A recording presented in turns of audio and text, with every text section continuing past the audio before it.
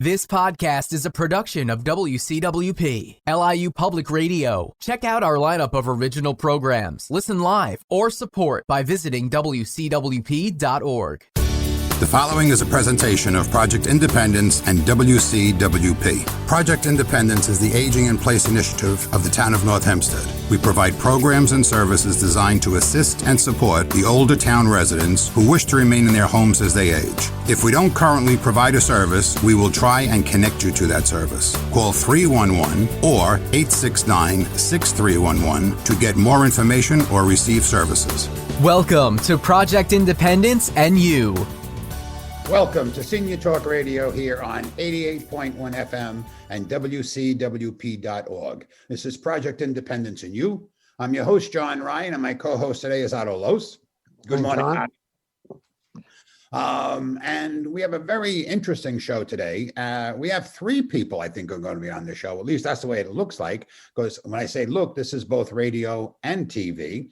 We have Nicole Benincasa. Am I saying that right, Nicole? Yeah, with us. We have Alyssa McCready, and we have somebody else. Who are you?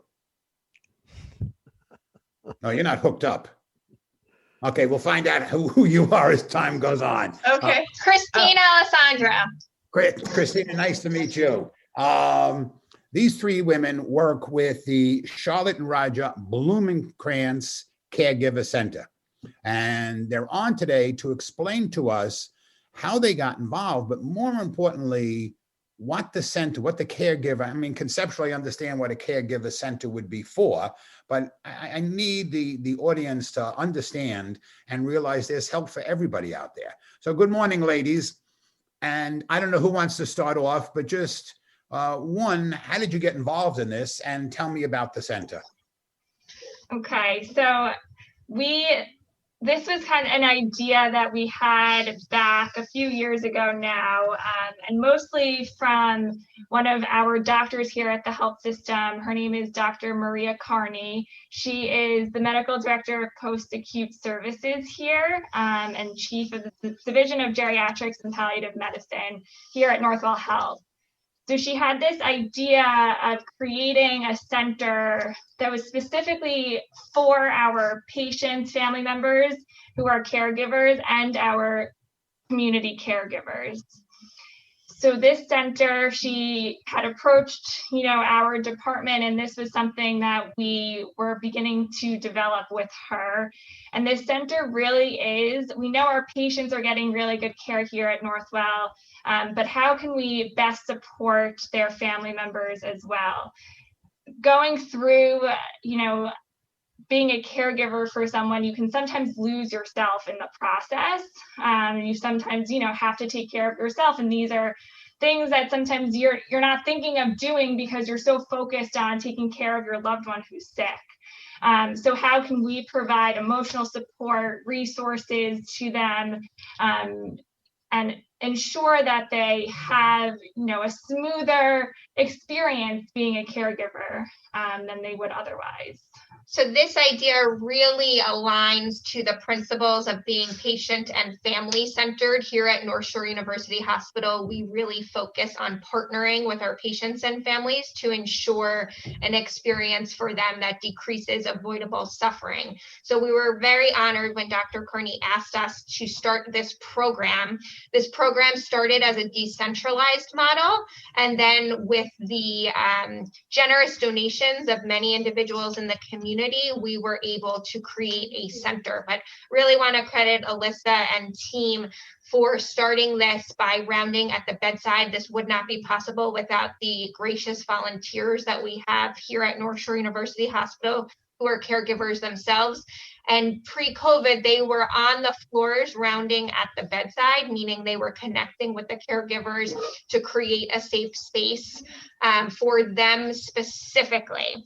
We know that they are selfless and that they really want all the attention on their loved one. That is certainly happening in parallel. This is time for them. Wow. Now with COVID, we do have this gorgeous space, but much of our support is done virtually. Understandably at this point in time. Is this geared primarily then to people who have somebody in the hospital? So it's both for people who have someone in the hospital, but also to our community. It's open to anyone in our community who is a caregiver as well. John Sindak, who's our executive director, has 4 main pillars that are the goals of our hospital, and one of them is community and further forging relationships with our community. So this beautifully aligns to that. Where's the actual location? The actual location is in the main hospital, so North Shore University Hospital at 300 Community Drive. It is located in the Monty lobby. So as soon as you walk into the main hospital, it's, right, you can see the name of the caregiver center right there in the door. And it was placed there strategically for our community members to have easy access to be able to come in and utilize it if they wish. You don't have to go through many hoops to get there. It's very easy to be able to walk in. Is this like, do you have to have an appointment, or if I just all of a sudden feel like I really need help, I can use it as just a drop-in? Exactly. You could use it as just a drop-in. You do not need an appointment. We also have a phone number that individuals could call to, be able to virtually connect with us, because obviously now during COVID, a lot of people aren't going out of the house as much as they used to. And I think now more than ever, because a lot of our caregivers' routines and even our, the ones that they're caring for, their routines have been a little displaced because of COVID. Now more than ever, we see that our caregivers do need support during these times. I think our goal is certainly to be proactive. So we try, when you do have a loved one here at the hospital, to connect with you by reaching out. For our community members, doing events such as this, we are so grateful for, so that everyone can learn and hear about this, and certainly welcome a phone call or a drop-in. What is the phone number? Sure, it is 516-562-4750. 516-562-4750. Exactly. Yes. Now, and if somebody's calling that number, obviously, because, COVID, they're not walking into the hospital just to meet with somebody. All they have to do is give their name and say, I have a person in the hospiil, or that person could be home. Somebody could be home, sick at home, excuse me. Yeah, that person could also just be at home with them. They could have, they could never have come to this hospital in their lifetime. It's really it's for our community members as well. They don't have to have someone here or have any tie. They don't even need to disclose their loved one's name. Wow. Okay. Let's imagine I walk in. What happens? I walk into the center, and maybe I have a problem at home with somebody who has dementia. How does that go? I just walk in, and then what happens? Who talks to who? So you'll be greeted by either myself, I'm a social worker, or one of our volunteers who are our caregiver coaches. And all of our volunteers have been caregivers themselves or are still caregivers. So they really are able to connect with other caregivers on a level that they, a peer-to-peer, because they understand what they had been going through. So you would either speak to myself or one of them, talk about your situation some if you wish, and we would connect you with resources in our community if that's something you like, or really just a listening ear for them. Specifically, I know you had mentioned Alzheimer's. We partner with the Alzheimer's Association and have a support group for our caregivers who are caring for a loved one with Alzheimer's. And we also have a variety of other support groups, but really trying to best connect the caregivers who come in and how can we help them. And if that is just listening, then that's what we're here for, or if it's connecting them with a resource in the community. You're not in that boat alone. It comes down to you've got other people who understand your scenario and what you're involved with, which I do believe is important. In reading, to prepare for this, you have support groups that Could you give us a little background on that? Sure. So we have a variety of different support groups. So we do have a general caregiver support group. So that's anyone who's a caregiver. And then we have one specifically for Alzheimer's, which we partner with the Alzheimer's Association for. And then that takes place on Mondays, the first Monday of every month at 11 a.m. And then we have an amputee support group, so loved ones who are caring for someone who has had an amputation. We partner with our physical therapy department here for that one, and that's the first Tuesday of every month at 11 a.m.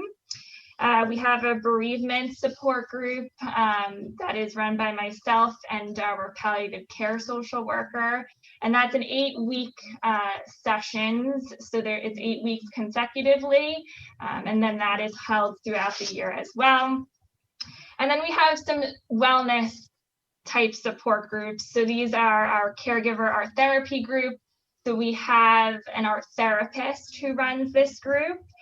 We also have a caregiver Reiki group, and that my manager is a Reiki master, so she is able to do that group. And then we have a Tai Chi group for caregivers as well. So a variety of different things, and some of them are more wellness based to be able to kind of generate that relaxation for some of our caregivers. Can we just go back a second? You mentioned Christina, right? Christine, hi. Christine, plain Christine. And you're a Reiki master? I am. I happen to be one too. But just from the audience perspective, explain what that is. It's a wonderful thing. So explain it. A lot of people don't know what it is. Sure. So Reiki is really used and promotes stress reduction, which is why we use it with our caregivers. You can lay your hands on someone to move energy and help balance them. However, you actually don't even have to touch the person. Most of our Reiki groups or Reiki shares really just incorporate kind of moving energy around, taking some deep breaths, and really just trying to kind of center themselves using Reiki as a tool. That in and of itself, I'm not saying not to come to the center, but that in and of itself, to get a Reiki session, it's very impacting, and I would recommend it to anybody. But unfortunately, at this point in time, we have to take a break. You're listening to Senior Talk Radio here on 88.1 FM and WCWP.org. We'll be right back. Project Independence is the aging in place initiative of the town of North Hempstead. Some of the many services we offer include fitness classes, community education, information, and referral. Call 311 or 869-6311 to get more information or receive services. Welcome back to Senior Talk Radio here on 88.1 FM and WCWP.org. This is Project Independence in You. I'm your host, John Ryan, and my co-host today is Otto Lohse. Always good to be here, John. It's always good when Otto is here. And we're having a wonderful conversation with Nicole and Alyssa. And we also had Christine, who has left for take care of some business, I assume. But 3 wonderful women doing wonderful work for caregivers, helping caregivers survive, because there's nothing more difficult. 2 weeks ago, I think it was 2 weeks ago, we had the Mary Ann Kelly Hospice Inn on. And so whilst you're dealing with somebody you love dying, and they don't even have to be dying, they could just be in a terrible situation, it's nice to have a place to go to take care of yourself. And that is the epitome of what these ladies are doing. And so one, before we go back, I want to congratulate you for putting this together. It's absolutely tremendous program. And 2, let's start it off with giving out the number again. I want people to realize they have free access to you guys anytime they want. Yes. So the phone number is 516-562-4750. Perfect. And anybody who doesn't have a pen with them, they know they can just call 311 anytime, and we will have that information to pass on to them in reference to the Charlotte and Roger Blumencranz Caregiving Center, which is in the Monty Pavilion at Northwell Hospital, right there at 300 Old Country Road. It's got to be by wasn't the gift shop used to be there? Yes, so we are North Shore University Hospital, 300 Community Drive in Manhasset, and we are where the old gift shop was. Yes. I know exactly where you guys are. But anyway, Otto, go ahead. Yeah, just to clarify, John, you said Northwell, and the ladies are calling it North Shore University Hospital. What is the name nowadays, actually? So our health system is Northwell Health, and we are one of the hospitals within Northwell Health, North Shore University Hospital at 300 Community Drive. Oh, okay. So you are called North Shore University Hospital. Yes, North Shore University Hospital. Okay. As part of the network. I didn't realize that. I thought everything went Northwell. Okay. Well, yes, we are part of Northwell. That's the Right. larger health organization. Okay, perfect. Now, the other thing, which and forgive me if this was discussed already, what are the hours of operation? Sure. So it's Monday through Friday, 9 a.m. to 5 p.m. And we are able to speak with anyone during those times. And all of our support groups that we had discussed before are all virtually over Zoom. So to be able to sign up for those support groups, you can certainly just give that number a call for any of the support groups that were mentioned. Right, right. Which is the most important thing. And then, but at the same time, when this whole COVID pandemic is over, people could just go in there and just hang out. You make a friend, actually. You meet somebody who has maybe a similar situation going on or something totally different. It really makes no difference, but it's two people connecting. Exactly. And you don't even have to rely on another individual from the community being here. That's why we have our caregiver coaches who are also that peer-to-peer support. So there's always going to be somebody on staff. Go ahead, Otto. Well, one of the things I read is that you also, as part of the center, provide guidance for navigating the hospital system. That I find that important. A lot of people have a rough time when they're in to try to find out who to talk to who about what. Is that the type of guidance you would provide? Yes, so that is also, if you do have a loved one here, certainly being able to, connect with the patient and the caregiver and just ensuring if you have any questions that we're here for you and your family members. I think now, especially where I believe still there are limitations on who can visit and for how long, I think it would be very important to know that you can go to a location, a center within the hospital to help you communicate, because that's always, to me, one of the roughest things when people are in the hospital is to try to get the lay of the land as to who you can talk to about what's going on. It's complicated sometimes. Yes, and we can certainly serve as that liaison between the care team and the caregiver, especially when visitation is limited at this time. Right now, we have visitation from 12 to 8 for 2 hours per day. And we recognize that certainly is not ideal, but needed to balance the safety of our patient's family and community. No, I think that's a great service then to provide that kind of guidance, because that's a tough situation. When you have somebody in the hospital who you're caregiving for, if you will, and you can't work your way through the system to find out what's going on, it gets frustrating, and it's not doing anybody any good. Right. Exactly. So we want to be here. So before it gets too frustrating, that you're able to come to us and we could help everyone navigate the system.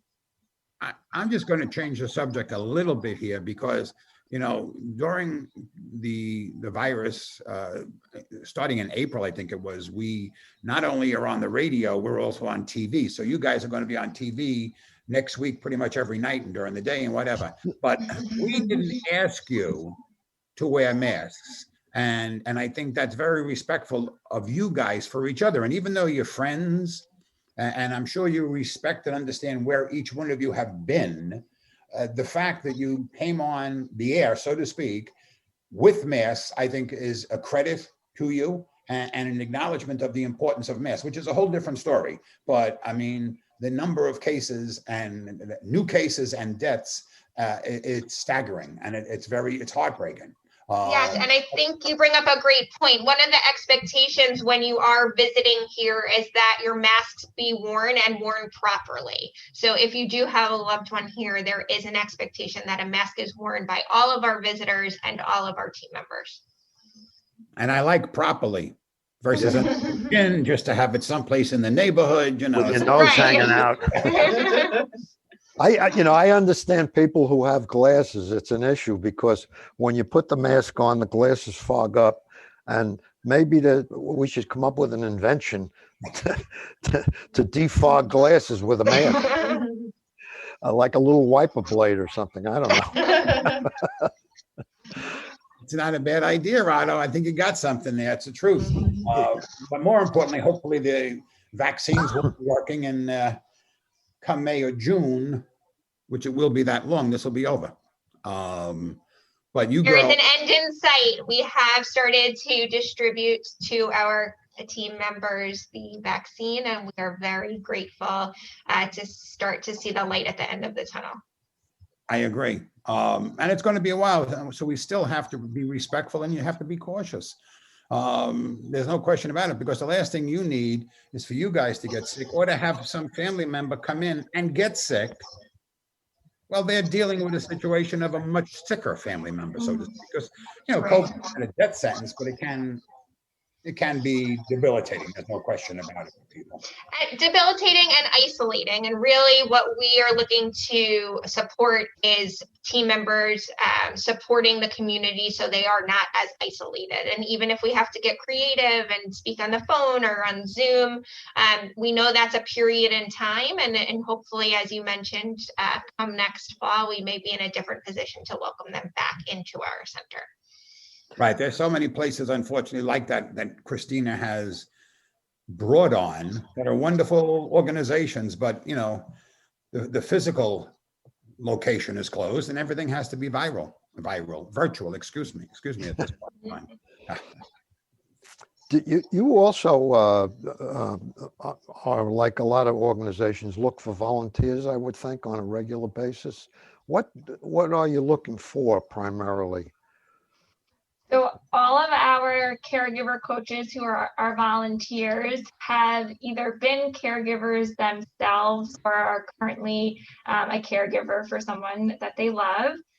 So we really look just for qualities of, being compassionate, empathetic, and really being able to connect with caregivers in our community and in our hospital, and be able to provide that listening ear and support for them. So we have a process where our volunteers get onboarded through our volunteer department, and then they go through a training with myself, which is a multiple week training for our volunteers before they interact with any of our caregivers, either in the community or in our hospital.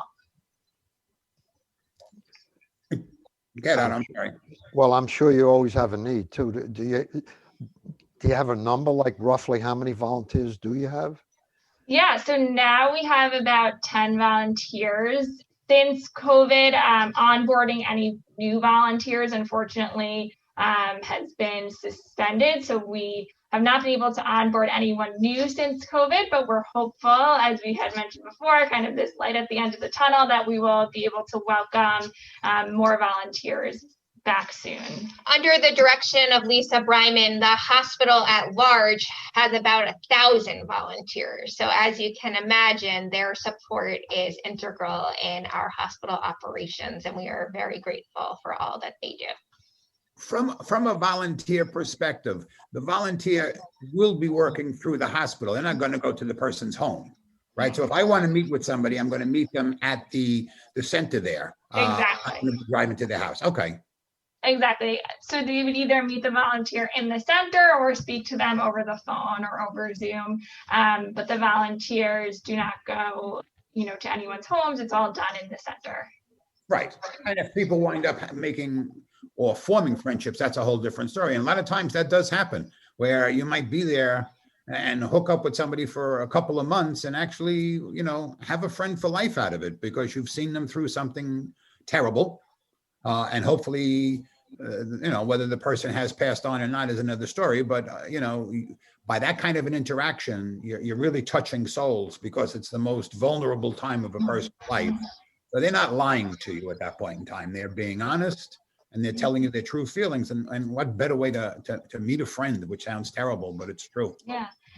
And we also have our part of the Caregiver Center, our Stay in Touch program. So this is a program if caregivers would like to enroll where our volunteers and myself stay in touch, with these caregivers, call them weekly if they wish to check in with them and really develop, like you're saying, that friendship and trust with them. I also think it's important to recognize the bi-directional benefit that this provides our community for our caregivers who are receiving the support, but also for our caregiver coaches who are able to be that listening ear that Alyssa speaks about.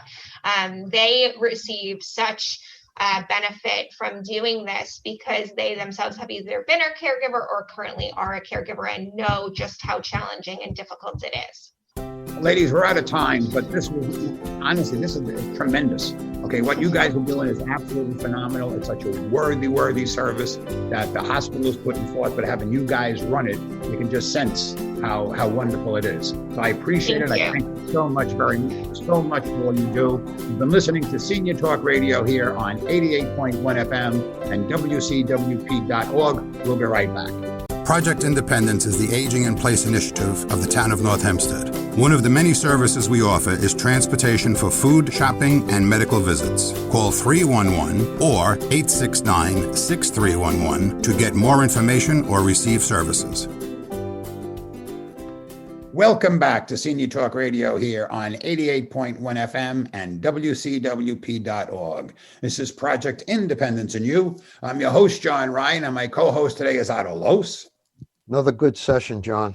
It's amazing. I mean, and you always, Otto and I, we always have to give thanks to the producer. Christina Lou, she gets them. There's no question about it. And I know we're booked until I think March, but that's not the point. I mean, she goes out there and this is such importance. The stuff that we talk about on the shows. And then when we get to the Christina Lou show, which we're in right now, then it's just fun. And it's a wonderful thing. Actually, Dan, who is the director of WCWP.org, said earlier today that you got to end something on a positive note. And even though that show is positive and everything we bring forth to people is positive, the Christina Lou show is that real touchy-feely part of what we try to do. So how are you, Christina? Hello, guys. Yes, I know our schedule's all crazy today because we're, in the middle of the show. But it was really wonderful. The theme of this is our last show, obviously, before the new year. And hopefully 2021 will be a little easier on all of us and everyone that's listening to. But I really wanted to kind of have this show be focused on caregivers because I just think that it's, like they had said in the first segment, it's really something that gets neglected a lot of times, and everyone's always so used to taking care of everyone else and you don't even recognize the things that you kind of need for yourself. So I think a center like that and just having, there was 3 amazing women and they really were so invested in the center. They had actually reached out to me a couple of months ago now to tell me about the center. And we just had such a great conversation. I think having like I said, this show where I have the ability to promote these amazing community organizations out there is just great. There's things out there and that's the overall message. There are services and organizations and people out there, who really want to help and do good. So I think it's just important. That's the thing that just hit me is I'm looking back. You look back on the year, which has been quite a year, but you look back on it from what community services exist around here that are of note, that they don't cost anything. They are run by dedicated people. We have seen so many people during this year who are very committed to what they do, and it's all revolved around helping people have a better quality of life, during good times and bad times. And it's unbelievable the resources that exist in our part of the world. I mean, we're very, no, absolutely, Otto. And I think that's really what I just want to get across to everyone, because I know, listen, this year, as we always say, has been, a heavy one, certainly. And I think it's so important, though, to know that there are organizations and to ask for help, and being part of the town North Hempstead, where you can just dial 311, and even if you're not a senior, obviously our program, Project Independence, is centered around seniors. But how many times we're getting phone calls from the children of seniors, the grandchildren of seniors, and it kind of enmeshes there, because they're asking for help. They might not be a senior themselves, but it's tied in. So, it's just calling, and you don't even need to know necessarily what you need, if that makes sense. It's just, I need help. I don't know where to go, and the fact that there are people who can direct you in that kind of way. And it's just, it's important. And I want to stress that to everyone, first step is to not be afraid to ask for help, whatever it is that you need. And I agree 100%. But, and what Otto was saying, I didn't even think about that, Otto, that the amount of services that are here that we've brought forth to people this year alone, they're all free, and they're amazing. Yeah, There's absolutely. no question about it. Yeah, I mean, nobody's on here selling something. Right. It's not like a 1-800 buy this. These are people who are dedicated to providing services for people who have needs. And it's unbelievable, how many there are. I'm just reflecting on it now, and it's really registered in terms of what exists. I mean, it's just endless. Yeah, it's so great, and that's why I want to encourage people to always check back at just this year alone. Forget about it. We can go back further, and there's even more. But if you go to the Project Independence website, and you can listen to all these amazing organizations and speakers, whether you're a caregiver. I'm not sure what happened to my video, but it's just something that is so important, to really just look back, and like I said, to just help people and to reach out. So it's just good to spread the word, and just educate yourself. We're so fortunate too in Project Independence to have kind of these little ambassadors. Otto, obviously, you are certainly one of them. And I just want to tell people that don't be afraid to reach out. There's people out there that want to help you, and I think that's the message that we always want to get across, especially for the end of 2020, is to just have hope, right? There's hope. There's good people out there that want to help you. And I think it's holding on to that is certainly important. So, well, the best advertising is word of mouth, Yep. in my opinion. The more people that talk up, all these services that we talked about can all be gone. You don't have to contact them all yourself. You contact Project Independence. You speak to a nurse or social worker, and they will talk to you about your situation and what's going on, and they will help you and guide you with what they believe would be the best resources for you to take advantage of. Sure. And this is not like a charity. This is like just common sense.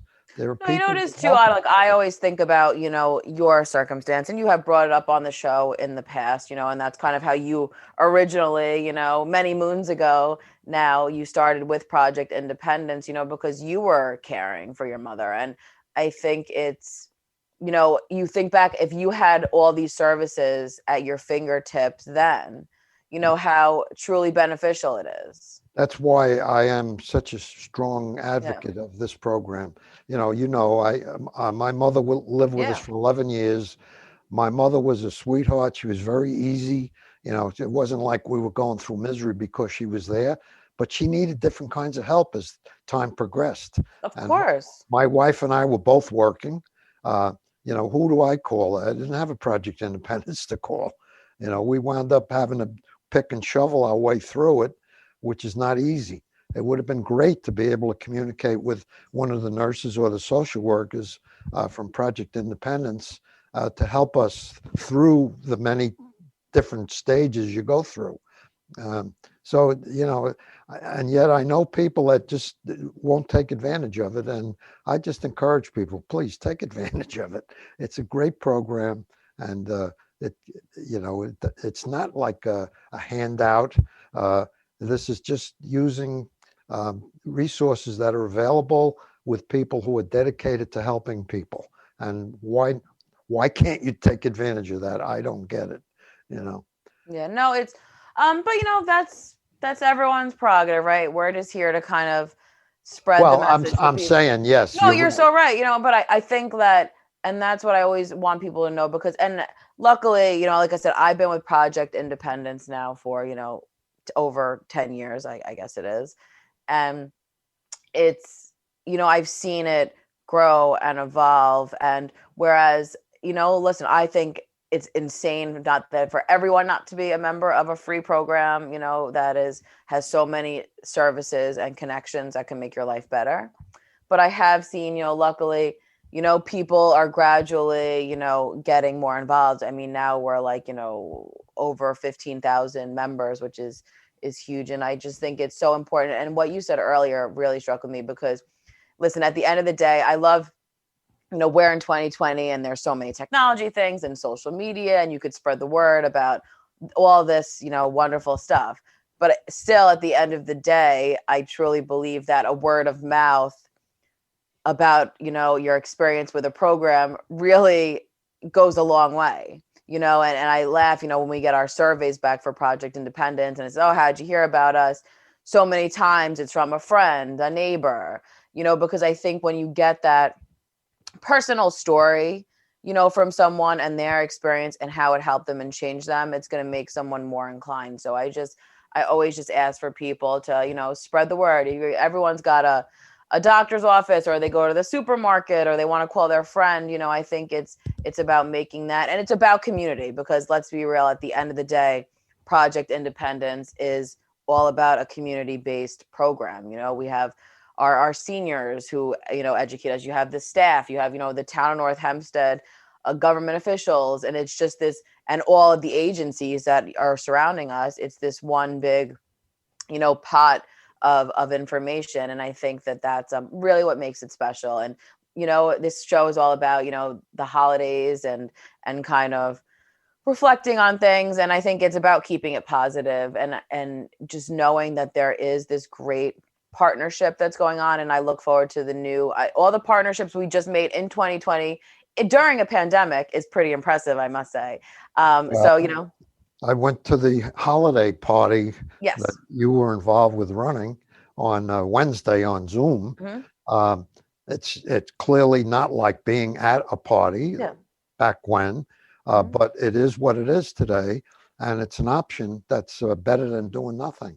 Absolutely. And it was really nice. I'm glad you brought up the holiday party, because that was on Wednesday. And it was virtual. Obviously, we're used to our big, gathering. And, I obviously miss that, in person kind of connection. But I have to say, I walked away from this virtual, Project Independence advisory just feeling really good. And I think I needed a good spirit lifter. And it was very nice. I was sitting in my kitchen doing this and listening to everything. And it started, it was like the snow had just started. It was like kind of like being in like a little snow globe. It had a very lovely little backdrop, that was going on. And, it was like 50 plus members were on there. We, a lot of the elected officials joined us, and it was fun because people brought kind of some props, to keep it festive, which was fun. There's a lot of nutcrackers making appearances throughout the advisory. And then we had a wonderful comedian, Rich Walker, who we've actually had at different holiday parties. And he was hilarious and very relatable humor. And I think we all, certainly, I'm another firm believer in that laughter is the best medicine. And it really was, it was like a lot of laughter that we did. And then we had a singer, and it was just a sing-along happened, and it was absolutely lovely. I'd like to talk a little more about that one when we come back. Yes, and we are going to wrap up this segment. We will come back into virtual holiday parties, and you could actually have your own virtual holiday party. So stay tuned. We'll be right back. Project Independence is the Aging in Place initiative of the town of North Hempstead. One of the many services we offer is help at home with minor home maintenance. Call 311 or 869-6311 to get more information or receive services. And welcome back to Project Independence and You. I am here with the fabulous Otto Lohse, and John Ryan will be back joining us in a little bit. But prior to the break, we were just catching up on our first ever Project Independence virtual holiday party, which was a new endeavor for us, but quite a successful one. And I have to laugh because we had like a musical guest. And like I said, it was really nice because she encouraged people. Her name is Nina Gordon. She's actually one of our Project Independence advisory members, who is multi-talented. See, we got such great PI advisory members that we can just kind of pull them and it's all hands on deck kind of a situation. But I'm sorry, but are we going to try to have Nina on? Absolutely. I wrote it down. Me and Otto are always on the same page, and I think it would be great. We love to showcase our Project Independence members. So we will certainly, I think it'd be great to bring her on. But she was wonderful. She sang a whole mix of different songs, and even in different languages, which was really impressive. But it became kind of a sing-along, and I said I was sitting back there. And listen, I'm also someone who spends my life doing a lot of reflecting on life and situations and trying to find that positive kind of liner. And when I was watching it, it was just such a beautiful thing because I just scanned through, the Zoom, all the people on my screen and seeing different people laughing and singing and, dancing along. It really, like I said, it's not fully the real thing, but it gave you, a little bit of that holiday cheer while watching it. So I did that also. I got the biggest kick out of that whole show, and there were lots of them. But one of the highlights to me was looking at the faces of the people while Nina was doing her singing. Yep. And this is not to pick on Hilda because Hilda was great, but she was singing and, she was enjoying it. Yeah. And I looked at her and I said, that's an example of how this thing is doing a positive thing. Absolutely. A lot of other people with smiling faces and and it made you feel good. It's when you looked around, because like I said, as you know, you did the same thing I did because I feel like me and Otto are kindred spirits in so many ways. And, just watching that, it just made you feel good, and full. And that, for that, 2 hours that we were all together, we all just got to enjoy and be in that moment together, and I think it was just great. And then of course we played the party favorite of bingo, which was I was getting a little nervous. It was getting really hot and heavy there for a little bit. But we got the bingo. They won. Two wonderful women won bingo, and they got these beautiful prizes. I'm going to admit that I didn't understand it in the beginning. I know. Otto Lohse did not read the directions on the back of the page that said to fill in the squares. Yeah. Well, my wife didn't understand it either. So next time. That's all right. We'll explain it. But clarify the rules. And I also want people to know. So on top of all this, I had put together a booklet that had a bunch of different wonderful recipes, and it was recipes from Project Independence staff, the social workers, the town board all sent in a different recipe or a special message. And I also found kind of activities. There was Sudoku in it. There was a word search. I had, it was just because it's such an iconic thing. We were sitting together in our virtually, which is weird. It's weird to say we were sitting together, on the computer, talking to the staff, and we were trying to think of something, like I said, to feel, the comfort, right? We couldn't all be together, but we wanted to give, some kind of little goodie to Project Independence members. So we were like, let's put together this little booklet. When I was a little girl, it was always, in my stocking or on Christmas Eve was a little book that had coloring pages. Oh yes, I also added some coloring pages in the book too. And there's, there's all these activities and I think it's just kind of a nostalgic thing and it's practical, right? And people could do it and you're home and you could stay cozy. And we also gave everyone some hot cocoa, some Milano cookies, which were quite the fabulous hit. People were very excited by that. And there was a candy cane, and we even put the little New York State hand sanitizer because our overall theme was staying safe and cozy at home. So it was really nice, and people really appreciated it. And I want to, if you did not get one, I could email it. We have it all, digital, and also we could certainly drop it off, or you could pick it up. So it's still available. You can call 311 or 869-6311. You remind me of something when I was a kid, a little kid, with the coloring and this, that, and whatever. My parents were from Germany, and one of the things that I did as a kid was you would put your shoe by the window. My favorite story. I love that story. And Santa Claus would theoretically come by every day. This was probably like the Advent season, and every day you put the shoe there. And if I was a good boy, I would get maybe a piece of candy, or nothing elaborate back in those days. And if you were a bad boy, we actually had coal back in those days. We had coal bins in the basement, which would have to be used to heat the house. My father would shovel the coal into the stove.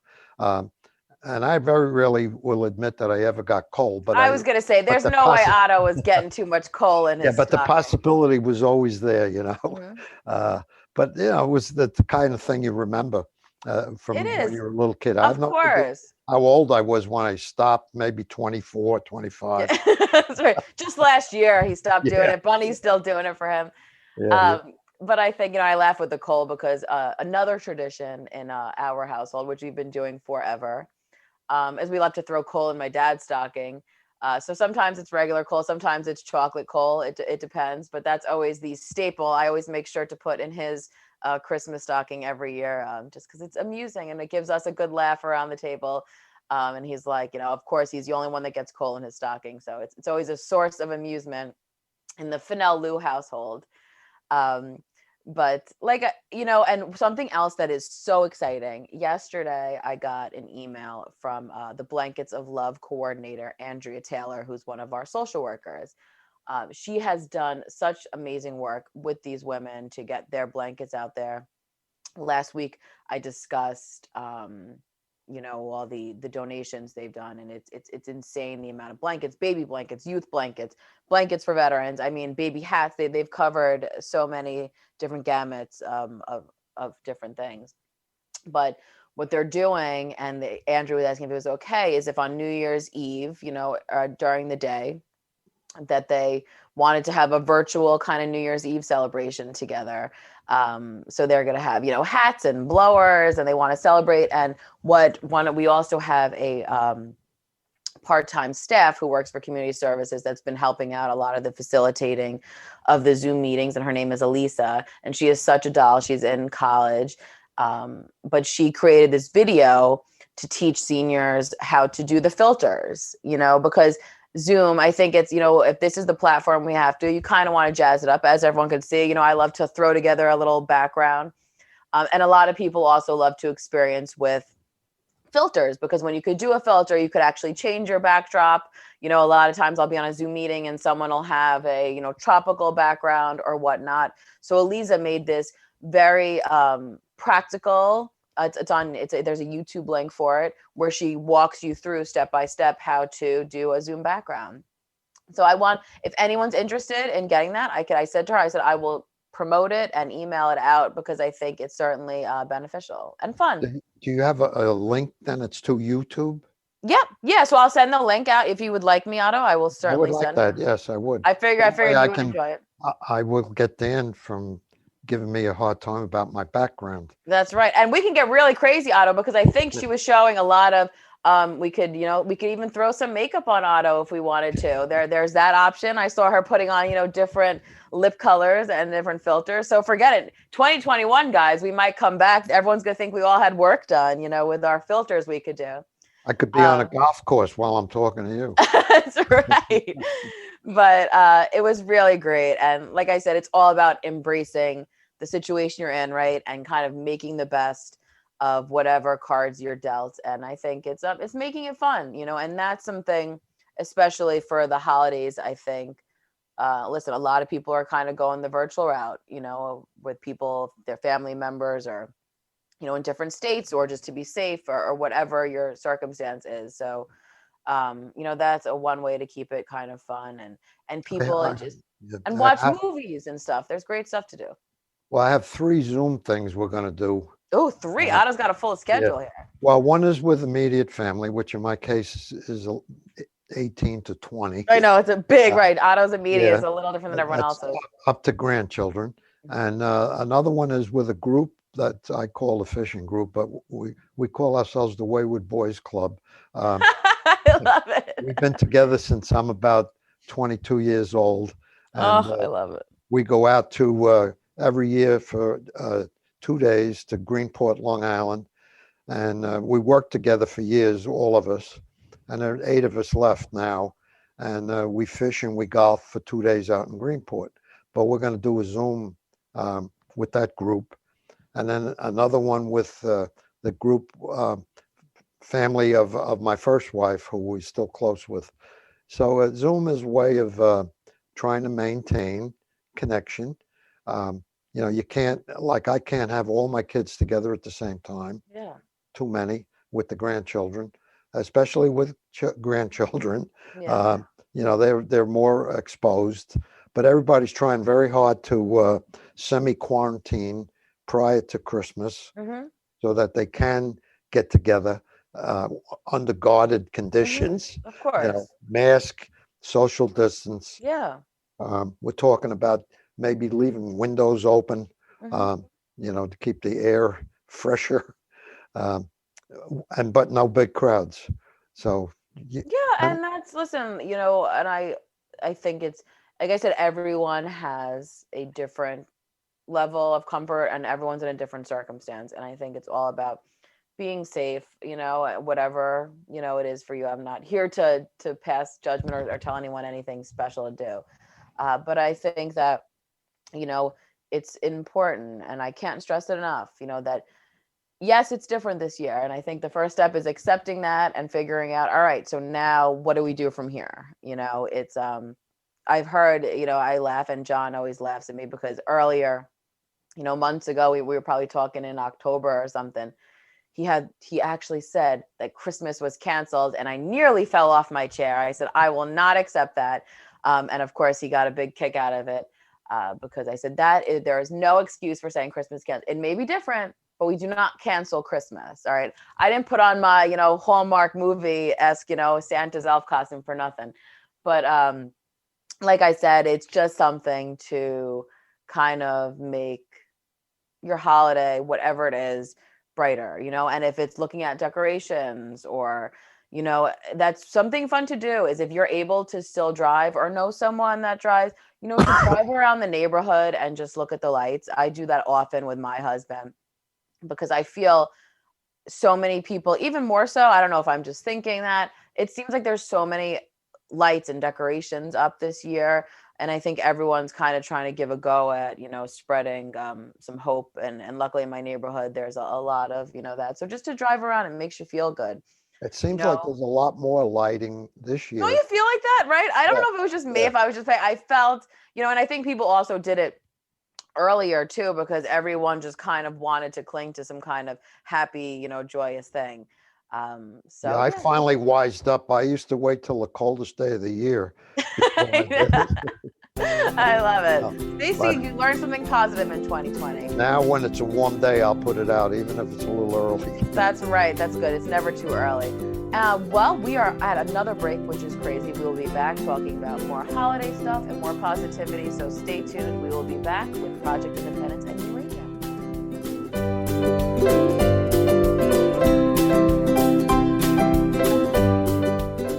Like what you hear? Here's how you can let us know. Give us a call at 516-299-2626 or email us at info@wcwp.org. Like us at facebook.com/mywcwp and leave a comment or tweet us at mywcwp. We welcome all kinds of feedback. To directly support the podcast you just enjoyed, leave a review on Apple Podcasts. And if you'd like to give back, visit wcwp.org and click the support tab. Thanks for listening from your friends at WCWP.